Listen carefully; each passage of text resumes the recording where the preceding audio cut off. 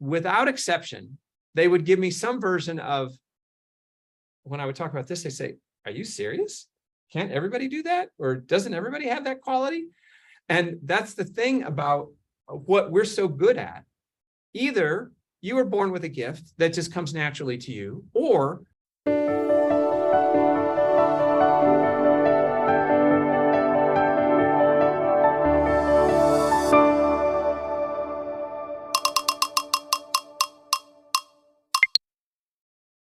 A very good evening. Great to have you here, and it's really a pleasure that you're here. Making a time to be here and share with your amazing value on this channel. So I really appreciate that. I'm happy to be here. Yeah, if you're throwing a party, I'm going to be here. So happy to be here. I'm serious. Like all the work you do is so amazing. You have a book, Free the Genius. I listened to it already a few times. You do a lot more work outside the book, but right now, like I want to talk more about your book. Sure. And there's so much value in that book that listening to it once, twice, I'm honest, it's not enough. Like again and again, it's like pearls that every time you listen to them again, like it's like you clean them and they're getting even more clear. It's amazing. I really love that book. And again, all the rest of your work, and I really appreciate that. Thank you. There's an old saying, well, there's a saying that I sort of interpolated from Heraclitus, who used to, a Greek philosopher, who said, we never step in the same river twice. So I think the same applies when we think about ourselves. You said you've read the book several times and there's always another pearl. We're never the same learner twice. And so you can come back to the same. One of my teachers many years ago, he posed a question. He said, how many of you have ever read the same book twice? And I thought to myself, why would I waste my time and read the same book a second time? But because we're never the same learner twice, the same book is a different book every time, if it's one that has some deeper lessons and that you're doing your own work. So I'm not surprised that you would come back to it, because it shows your own progress. The book didn't change, but I'm glad that you're finding the value in it. So thanks for letting me know. I appreciate that. I want to, first, it's a great saying, because that basically means that we should expect to understand different things based on where we are in life. So I love that. Yeah, well said. Amazing. I like that. Yeah, it's amazing. I want to ask a question about the book. So you work, with big companies, with CEOs, really big names, and for them, the title of the book might be great, Free the Genius. Of course, they're a genius. They have this huge company and the big CEOs and whatever. But a lot of times, I could talk about myself and other people, we don't even think we have a genius inside. Yeah. So, is that book only for top CEOs, or is it also I personally, like I said, it was amazing, but do all of us have a genius inside us? Yeah, well, thank you for asking that question, because I didn't anticipate that question when I released the book under that title. And I've received that question a lot, because so many people say, I'm not a genius, so this book must not be for me. Exactly. Yeah, what I'd like to do is to expand the definition of genius. In the past 100 years, people have associated the word genius to mean how high is my IQ. So it's a very specific definition that's become popular in the modern world. I'm not working with that definition. I'm not saying you can't be, you can't have a high IQ, but that's not at all what I'm talking about. I'm talking about there's a light in each one of us, something that we have a passion for, that we're good at. And it could be, sometimes I say, I help people cultivate the light of their genius, the seeds of their genius. So, what you're great at, you may only see flashes of it every once in a while, but almost any of us has seen or experienced or felt some quality in us that when we're doing it, it just comes more easily. Or people will say, wow, you did that so well, or I really respect you for this. And it may not be something that is written about in the newspapers. It may not be something that would show up on an IQ test, but every single one of us has some desire, some combination of desire and call it a gift, and a passion, I call it light within us. And that's what Free the Genius is about, because the things that you are so great at are also the things that you have probably learned to hide, or to ignore, or to not accept. It's human nature. I mean, you and I have done some work together before, and you know that one of the things that I talk about is how we all walk around with a voice in our head that says some version of I suck. There's something wrong with me. And I've done this work with tens of thousands of people, the work that I do. And I think I've met two, not 2,000, two people who don't have that voice in their head. And well, actually two said they didn't. And then one of them, we had a conversation over lunch, and he was saying some version of I suck the entire lunch. So he's got it too. So it's so hard for any of us to believe that there is some light or a seed of genius in any of us. Or at least in me. I can see it in you and you and you. And maybe others can see it in me, but it's so hard for us to see it in ourselves. And that's but it's there. And it's rarely does it show up in one big flash, like, oh, everything is clear to me. So the idea of Free the Genius is, having worked with so many people who have that voice in themselves that say, there's something wrong with me. I'm the one who's not brilliant. I'm the one who's not great. To point to the places where almost everybody gets tripped up in recognizing their own light, their own genius. And the book then tells stories, because every chapter is a story. It tells stories about, given what I've seen with so many people, it will probably be helpful for you to hear this person's story, because they had a hint of an insight that might be useful for you. And then the next chapter, here's another hint of an insight that when you put them all together, it's written in 6 sections, 44 different short stories. When you progress through them, you start to realize, oh, I can see another aspect of the best of me here. And now this other person's story helps me recognize, because we all listen to stories autobiographically. So in that person, I see it, I begin to see it in myself. Oh, in that person, I see it. Oh, so maybe I can recognize that in myself. So that's how I wrote the book, with that intention, because I know that most people, even the title didn't match it very well. I know or recognize this. I know that people have that skepticism about themselves. And in the end, what we mostly recognize is the biggest barriers to expressing that or recognizing the best in ourselves is self-created. And, environment has an effect on that too, but so much more of the power, I'm trying to, if this is our environment and this is us, I'm trying to help people recognize that their agency, their capacity to experience that is so much bigger. It feels like it's all the world and then there's us. But as you start to recognize it, you realize, no, I actually have so much more capacity to recognize that in myself, regardless of how crazy the world is around me, and regardless of how critical other people are around me, regardless of how they are sort of in a victim mindset or in a blaming mindset or in an anger mindset, I can still keep expanding that. Wow. So much great, value you just now gave over here. And I want to cycle back to what you said just like 2 minutes ago.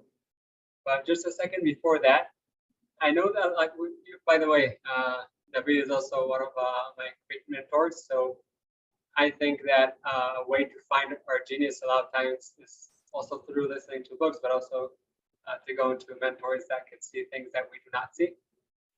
But you said something at the beginning regarding that it's something that I'll phrase that a little bit different, but maybe it's something that we take for granted, that we do it and we don't think it's special.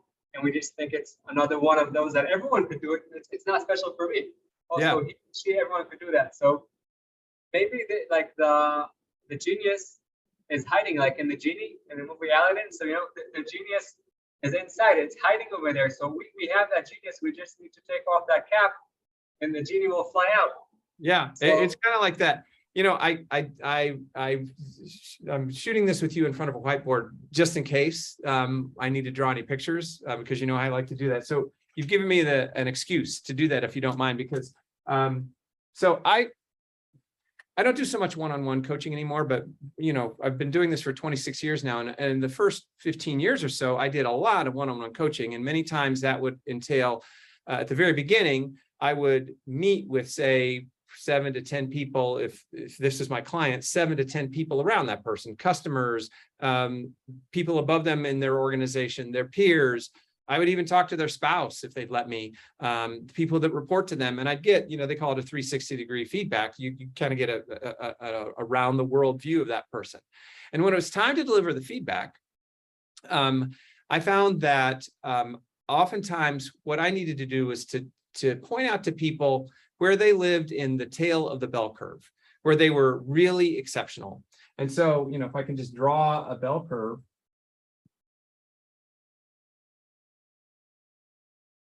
I'm not a statistician, so apologies if that's not a very good bell curve. But I needed to help them see where they were in the tail of the bell curve, where they could do things that nobody else could touch. And then we talk about this side too, the things that they did that might get in their way. But and they're often related. But what would happen to me without exception is I would gather this information and I would start to see in this, we all in some way, even though we don't recognize it, we live in the tail of the bell curve. We can do something or see something or be a particular way. And sometimes it's just the skill of like being with people or just being really kind or being thoughtful. It doesn't have to be, I can make $1 bazillion or, I have the greatest strategic mind. There's all sorts of ways that we can live in this tail of the bell curve. And so I would, gather the data and I would then share it back with my client. And when we would start to talk about this, without exception, they would give me some version of, when I would talk about this, they say, are you serious? Can't everybody do that? Or doesn't everybody have that quality? And that's the thing about what we're so good at.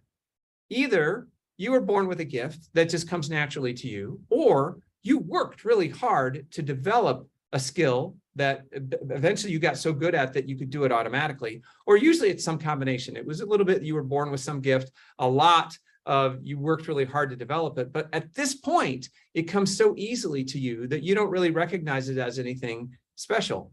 Meanwhile, everybody around you that I'm interviewing is saying, this person is amazing here. Nobody can touch them here. And yet when they hear it about themselves, they're like, seriously? Can't everybody do that? And so, I think that's what really relevant to hear, because anybody who's listening to this has some amazing gifts that live in the tail of the bell curve. And yet most of us are blind to that because at this point, it comes fairly naturally. And so we just assume everybody can do that. And that's not the case. Amazing.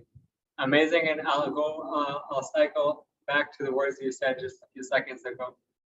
Everyone has amazing gifts. And I think that's so crucial to understand, because we start with Find the Genius if it's a title for someone specific, like all the big corporations you work with, all the CEOs. No, it's something to, if I understand you correctly, it's something that everyone has. Everyone has a certain amazing value, amazing skill, and a genius inside them.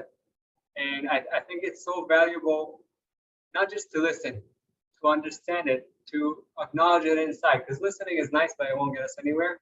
Yeah. And I think, when I listen to you, when people are going to listen to this interview, acknowledging, okay, everyone has this amazing skill, everyone has this genius. How can we find it? So you spoke now about, like, I want us to talk about a tool that could be applicable to people that, let's say, can't go to a coach for some reason, or whatever it is. Like, what tool can they use to find that genius? Now, again, in the book, I highly recommend to read the book. I'll put in the comments below.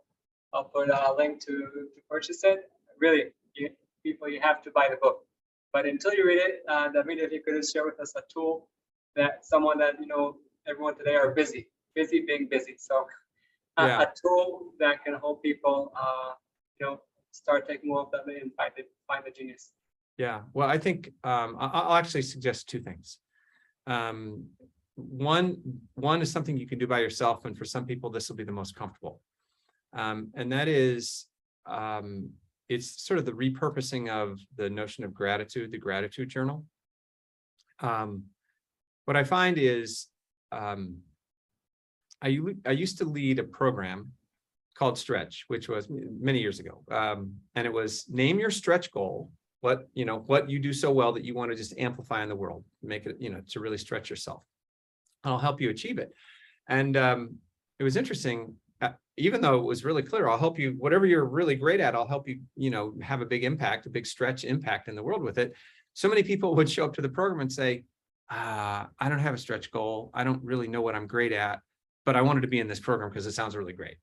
And so then I had another problem to help them solve, which was, how do I help you become familiar with that?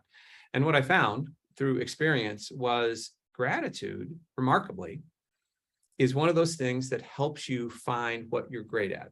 And here's my theory for it. Okay, let's just imagine, other people have spoken about this way, but let's just imagine that emotions live along a spectrum.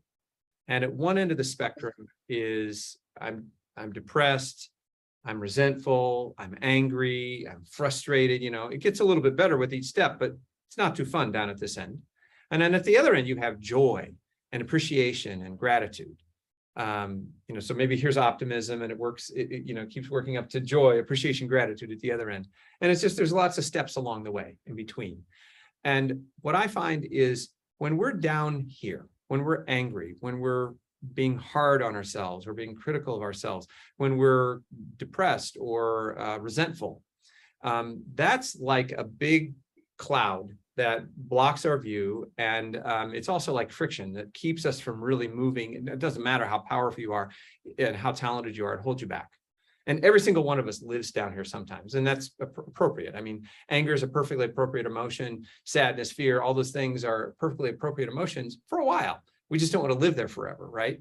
But if we spend too much time there, it becomes like a dark cloud that we can't see anything good about ourselves anymore, and we can't really move forward. At this end is gratitude, joy. And what I find is they're more clear emotions. They're less friction in those emotions. So if you start to regularly practice gratitude, and by the way, if you're really depressed, getting to gratitude like that is probably not going to happen. So how can you take some little baby steps to start to feel a little bit better, but work your way towards, what am I just satisfied with? What went well today? Or if you're able to get all the way to gratitude, what is just opens my heart today? What is it that it has maybe nothing to do with me, just why am I feeling so grateful? It could be a person, it could be something that happened in the world, it could have nothing to do with you. I'm just grateful for this beautiful sky. But gratitude is a state. It becomes a state of clarity and a state of no friction. And when you're able to begin to practice gratitude over and over so that it becomes more familiar and you can really feel it, from that state, you can actually more easily see the gifts that have been hidden from you when you're down here. And so it's not a matter of I have to create some gifts that don't exist. I have to be able to develop the eyes and the ears, sense to be able to recognize what's there. So I would suggest a gratitude practice. And then once you're in gratitude, those things, it's not like you journal gratitude and then, oh, here's what my gifts are.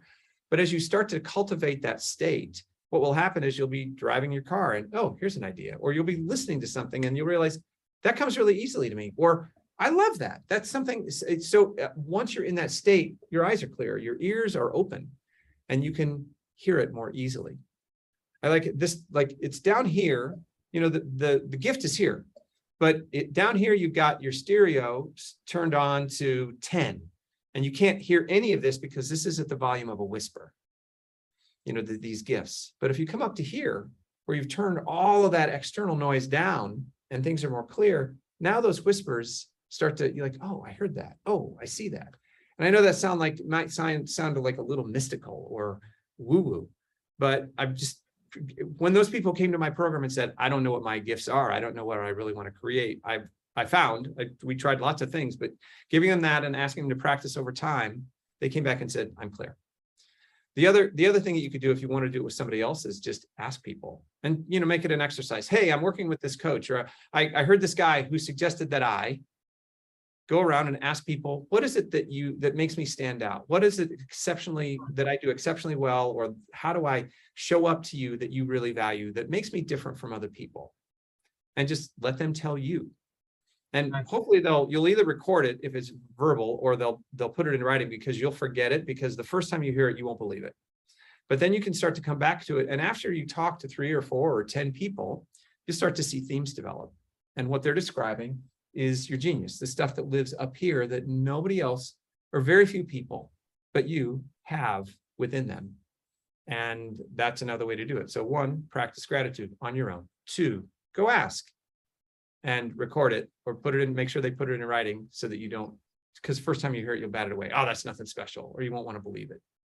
But once you're able to be with it and look at the themes, you'll see them. So those are a couple of ideas. I hope that's helpful. That's amazing, and it's really helpful. What I love about it, there are no excuses over here. You could do that when you're in your house. Like a lot of times they'll come up all these excuses. It's too expensive. I need to drive there. I need to, like, I don't have the time. Each person could do this, and what I really connected to is what you said about the small steps, because a lot of times we're not that close or far from wherever we want to get. Right now, it's Find the Genius in us. Yeah. It won't happen in a second. So, and trying to get there in a second might get us out of the picture in a second. That means we'll just give up. So breaking it down into these small steps, like you said, and also in the gratitude journal, and also edit when we go ask people, like every time we write it down, like every time, like a small step, like all those small steps get us on top of the mountain. Most of us spoke not a long time ago about backpacking in mountains. You never get to the top by looking over there. Oh, You yeah. take the first step, and then the second, and then the trail makes a detour. You had no clue at the beginning it makes a detour. So I really connect to what you're saying, because it's something that everybody can do. Yeah. And I think it's beautiful. In addition to that, like I said, I really think people should read your book, not once, twice, 3 times, every time. Write different things that you love. Thank you. If you're not a reader, it's also an Audible, and I consume many of my books on audio, so it can be purchased in Audible. But if I could just add one thing to what you're saying, Yair, because I'm certain that there's still some people who are skeptical about what I'm saying, and I get it. Like, there's an old saying, we teach what we most need to learn. Why do you think I teach this stuff? Is because I'm one of the most forgetful people of my own gifts. And so the truth is, I wrote every one of those chapters as a reminder to myself, because I forget all the time what my version of the gift is. In fact, one of my good friends caught me one time, and he really he would not let me escape, because I kept trying to, I got it. But he kept saying, David, you keep arguing for your limitations. Stop it. Why do you keep arguing for your limitations? And, I can't, this won't happen because I can't do this. And this won't happen because this is in the way. And he was like, listen to you. Like, here you are. You help so many people. You want to create so much good in the world, and you're able to. And yet right now, you're stretching somehow, which is when it gets the loudest, whenever we try to do something big, or big to us at least, or new to us, is here I was fighting for my own limitations. So, it doesn't go away. It's just, you learn how to dance with it. You learn, Beautiful. there's a movie, A Beautiful Mind, where the man, had schizophrenia. The main character, he heard voices. He saw a young man and a little girl who would show up and tell him to do these things that weren't so helpful.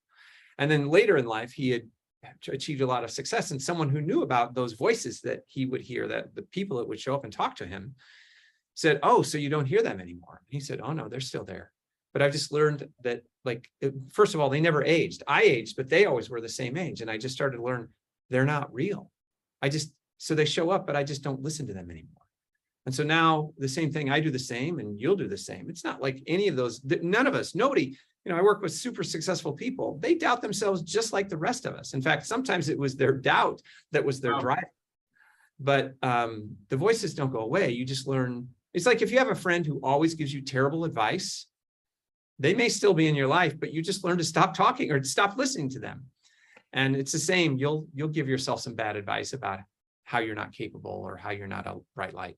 And you'll just learn, oh, there you go. That's my fear trying to keep me from doing something that I might fail out or that might be uncomfortable, but I don't have to listen.